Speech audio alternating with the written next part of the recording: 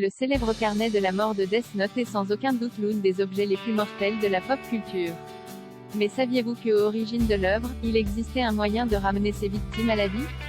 Près de 20 ans après sa publication, Death Note reste l'une des œuvres japonaises les plus populaires au monde. Véritable référence dans l'univers manga, ce shonen signé Tsugumi Ohba et dessiné par Takeshi Obata a su conquérir une large partie de son public et représente le déclencheur de passion pour beaucoup d'amateurs d'anime. Son scénario sombre et habilement ficelé nous plonge dans les tréfonds de l'âme humaine, alors qu'un adolescent obtient le pouvoir de tuer toute personne dont il connaît le visage et le nom, à l'aide d'un simple carnet. Jamais l'image d'un stylo et d'un cahier n'aura autant angoissé les spectateurs. Et pourtant, saviez-vous qu'à l'origine, il était possible de ressusciter les victimes du Death Note? Difficile à croire mais le manga du duo Obata n'a pas toujours suivi les aventures de Light Yagami et de son aversion profonde pour les criminels de ce monde.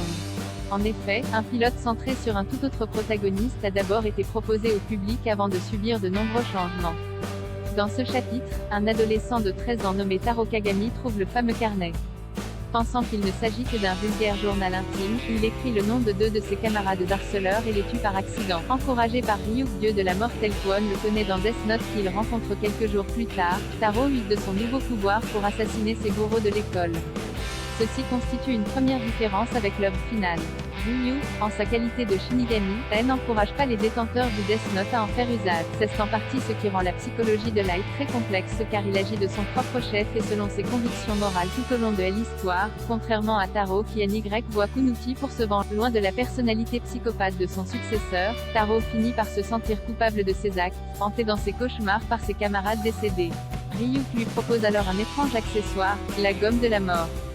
En l'utilisant pour effacer un nom du Death Note, pour autant qu'il ait été écrit assez récemment, elle permettait de ressusciter les victimes du cahier. Utilisée à plusieurs reprises dans ce pilote, l'idée de cette gomme a pourtant fini par être abandonnée par ses créateurs car ils n'aimaient pas l'idée que chaque décès puisse être réparé.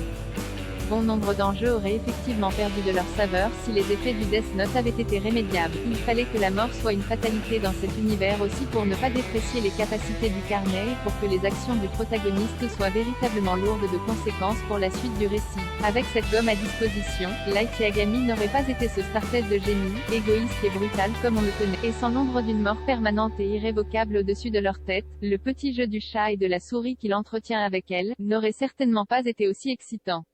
Death Note est à retrouver en intégralité, en VO et VF, sur la plateforme ADN ou en version papier aux éditions Kana en 12 tomes.